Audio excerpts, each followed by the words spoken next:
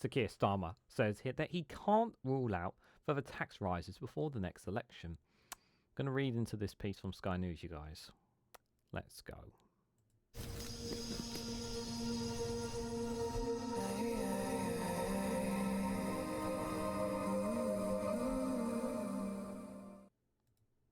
Good morning, good afternoon, good evening, wherever you are in the world. This is Reganelite here with an article from Sky News with the headline that Starmer says he can't rule out further tax rises before the next election. The Prime Minister also said he believes his popularity has dropped because he has chosen to take the tough decision at the beginning of his leadership.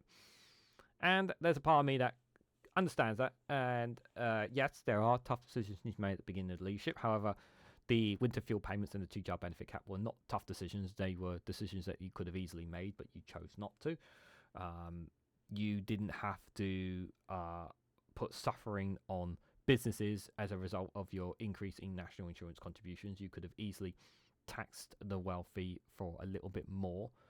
You could have changed the thresholds of the income tax rate. You could have increased capital gains tax. You could have had there could have been many other ways to have raised the money, to raise money for what you need, but instead you chose to target businesses that will subsequently hurt us, the consumers, in the end of the day, whether it is by employment, whether it's by increasing wages. Yeah, you are hurting people. You are hurting people. Now the idea is that things will get worse before they get better, and he's hoping that will be the case in the next 4 years or so. But we'll have to wait and see, obviously. As for right here, right now, so Keir Starmer says he can't rule out further tax rises before the next election. Now, if anybody literally clicked on this and thought that Keir Starmer, that they wasn't going to have further tax rises, your head's been dunk in the sand. You know there's going to be further tax rises. The question is, what kind of tax rises? Now, are they going to be tax rises actually that are going to directly involve ordinary people? People who are already struggling to make ends meet. People who are already struggling to pay their bills. People who are already paying too much for their water, their electric, their council tax, their mortgage. Or are we actually looking at targeting people who actually have literally golden toilets and have literally assets all over the place? Are we talking about maybe a land tax? Who knows? So one thing is it's absolutely right that Keir Starmer, the Prime Minister, does not rule out further tax rises. It makes logical sense, especially if you need to raise money. If you ruled out no tax rises and suddenly, let's say, for instance, another war brewed up somewhere that may directly or indirectly involve us, then it would mean us having to invest some money towards that, and then people would kick off about it. So you can't put yourself into a square box that you can't get out of. So to say that there wouldn't be further tax rises is folly. And I really want to put this out there because I know people have this problem. People have this general consensus grown into them that taxes are bad. No, taxes are a good thing. Taxes are the reason your bins get collected. Taxes are the reason that buses run from A to B. Taxes are the reasons that our trains run. Taxes are the reason that things run in the UK. We need taxes. Taxes are a good thing. It's just a case of what kind of taxes should be raised and lowered. That is always the debate. So this perception that people have that taxes are a bad thing is nonsense. It's not taxes are the problem. The problem is the wages. The problem is inflation. The problem is, among many other things, the problem is Brexit, of course. So, has he made some tough decisions? There are some decisions that he's made that are good, but he's also made more negative ones than positive ones. You know, the budget, what he did with the national insurance employers' rise, the more I looked into it. At the time, I thought I didn't see as big, wasn't fully aware of just how much damaging it was. As the more I read into it, the more I understood why it was really, really such a bad thing, the national insurance employers' rise, because of the direct damage it's going to cause for businesses. When you're saying that you want to help businesses and you literally throw them under a bus by doing this. Yeah. So Keir Starmer has had, is definitely lost his popularity. But If it means later on down the road that people's lives are better off, then I guess it's a good thing as well. So let's read a bit more into this, guys. So Keir Starmer has said it is not his plans to increase more taxes before the next election, but he cannot categorically rule them out if unforeseen circumstances strike the government. The Prime Minister told the BBC he did not want to suggest that we're going to keep coming back for more because that isn't the plan. However, he said the war in Ukraine and the COVID pandemic were examples of events we can't see now that might necessarily further tax hikes. And he's absolutely right. You cannot always predict the future. You should always be prepared for these circumstances. The Prime Minister's words came after Rachel Reeves, his chancellor, initially ruled out further tax rises in a speech to businesses earlier this month, only to fail to repeat the pledge just days later. Some of the tax rises announced in October's budget include an increase in employers' national insurance contributions, which we said, changes in inheritance tax for some farmers, which have upset a lot of farmers, even though some of them are a lot well off, have proved unpopular with the public, with farmers staging protests to highlight their happiness with the measure. Asked why he believes his popularity has dropped since the election, the Prime Minister said it's because they had taken tough decisions early on his premiership. I just don't want to do what politicians have done in the past, which is to get in the warm bath of empty promises, he told the BBC. Compared to roll up the sleeves and tell people it's tough, we're going to do it, and you're going to be better off. One thing I did not like in Prime Minister's questions was there were many people many MPs who had questions for the Prime Minister about speaking about certain constituencies who were literally there in the galley who wanted to hear the Prime Minister answer the questions from on behalf of their constituents, and he blanked them a few times, and it was very, very insulting, to say the least. If there's one thing is sometimes when you make tough decisions, and you got to be ready to face some of the genuine challenges, and he couldn't even do that. You'll have a better health service, you'll have a better housing, you'll have better energy bills at the end of this, and I'll be judged quite rightly at the end of Parliament term whether I've delivered on what I say I would deliver on. Yeah, people are kicking and screaming about houses, health service, energy bills, all sorts. We will be judged on this. In response, Mel Stride, the Shadow Chancellor, said Keir Starmer has already raised taxes to their historic levels. Now he claims he wants to give business certainty, but he can't answer a very basic question.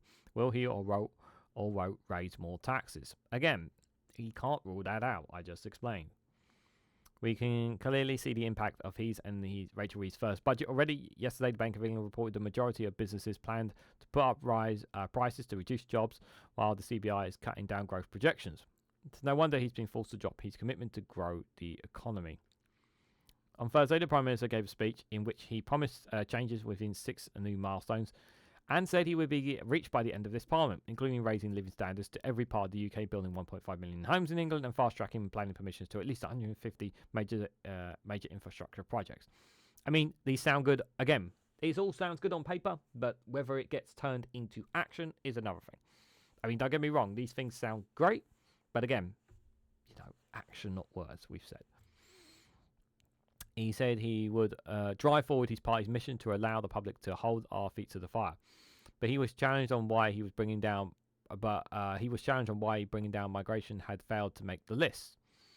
The Prime Minister said in response to it, "It is our duty to bring migration down, and we will do it." Yeah, so I want to respond to this this thing that people were asking about. Why hasn't the Prime Minister put down a migration number? He doesn't have to. And the thing is that if you put a target or a number down, you can't stick to it. And the reason you can't stick to it is because you cannot control what happens outside the UK. You can't control, like, for example, what happened in Syria recently. You cannot control, like, the crisis in Sudan, where people are still fleeing that country. You can't control what's happening directly. What's happening in the war in Ukraine, where Ukrainians are still fleeing the country, for example.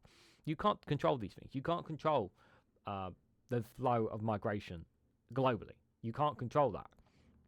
So sometimes migration will increase even further than what it is now based on events that take place outside the UK. And that will contribute to a further increase in migration numbers. Whether you like it or not, that's the grim reality.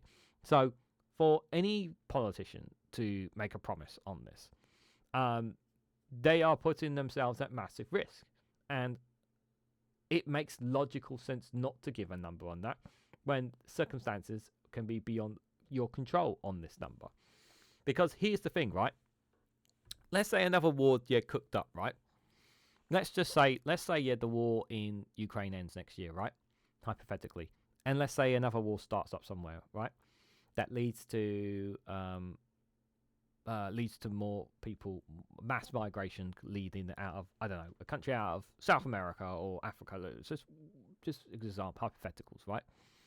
Let's just say hypothetically Tunisia overthrew its let's say hypothetically Tunisia off the Mediterranean, right? Let's say hypothetically, right? Civil war broke out or whatever. Yeah, thousands of people forced to flee the country, right? They flee across into the Mediterranean to Europe. They go to all sorts of countries, including the UK, right? That's not something that the Prime Minister can control. He can't control that. He can't control an increase in influx of migrants coming from that country if all of a sudden events turn sour there. So it's really not rocket science to understand this when it comes to migration.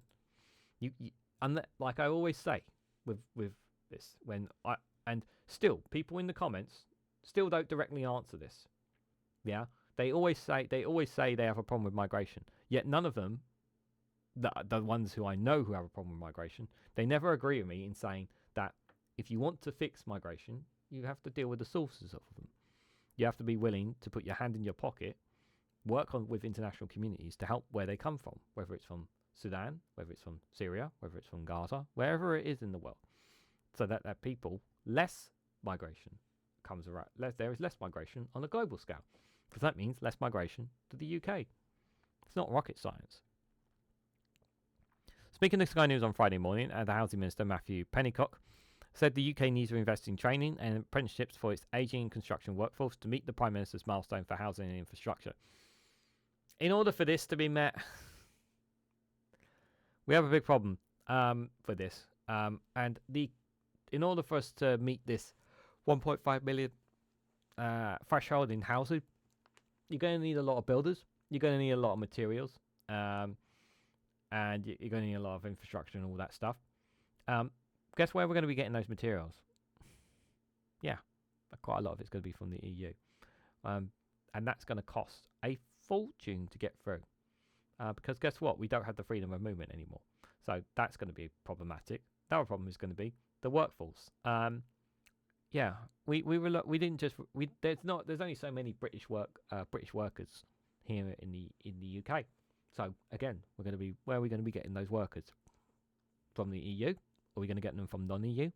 Again, you're going to need to bring in migrants or workers from outside the UK in order to help meet that target. And then this is going to once again upset people who have a problem with immigration. Because again, people think British jobs for British workers. Well, guess what? There's not enough British jobs to do those.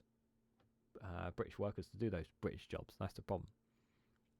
For this, he said, some overseas workers will be required. There you go. The previous government added construction to the shortage occupation list. It's made a bit of a difference, but not enough, he said. Pressed on whether more workers would be good for Labour's plans to reduce migration, Mr. Pennycock said it was the last government that made it easier for builders and tradespeople to get visas. If we want to build the homes, if we're all serious about wanting to build the homes, if you are somebody who actually believes that we need to build more homes, if you're generally in favour of the government's response to building as many homes as these, and even if the target isn't ambitious, you will be in favour of this. However, if you are in favour of more homes, but not at the expense of migrant workers, but not at the expense of bringing in workers from abroad, then we will never build the homes that we need. It's as simple as that. Because we just don't have the materials, we just don't have the workers here. That's the reality. The reality is we don't have enough of British, and it's easy to say we can train and build up our own. Well, we're not exactly in a good financially economic position right now to do that. Cost of living crisis. Don't know if you noticed. Yeah, so just wanted to throw that out there. I'm looking at this and I'm just thinking, like, none of this is surprising, but at the same time, there are people who are still going to be infuriated.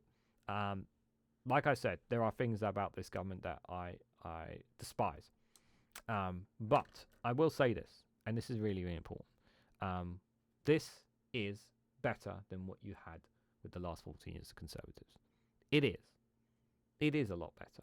The only difference is that you have a media who is against the government as opposed to a media that is protecting the government. That is the difference. If the media, mainstream media, was doing its job properly, you would have seen other things a hell of a lot worse under the 14 years of Conservatives than you would be seeing under Labour. It's really, really important that you keep your eyes and ears on everything. And you can really see the difference of how much hatred that there is towards Labour, as opposed to the Conservatives, where despite all the problems and exaggerations, they still try very, very hard to protect them, try to cover them as much as they possibly can. But the people still saw through it. People are very impatient, and the reality is you're going to have to wait a couple of years before you get a general election. And if you want to kick up a fuss, well, local election's not going to be coming around the corner. So you can cast your vote then and say how you feel then. But what do you guys think? What do you guys make about Keir Starmer saying that he can't rule out further tax rises before next general election? Some of the things that I've stated in this and in the piece here in Sky from Sky News. Let me know your thoughts and more about all this down in the comment section below. If you found this video interesting, please hit the like button, greatly appreciated. Share it across social media so others are notified of this video. If you haven't subscribed already, please consider subscribing because it really does help support the channel. If you want to go one step further and finally support me and the work that I do here, you can do so by becoming a YouTube member for as little as 99p, or join me on Rumble or Patreon for exclusive content on those platforms. So thank you all so much for watching, and I hope to catch you all very, very soon.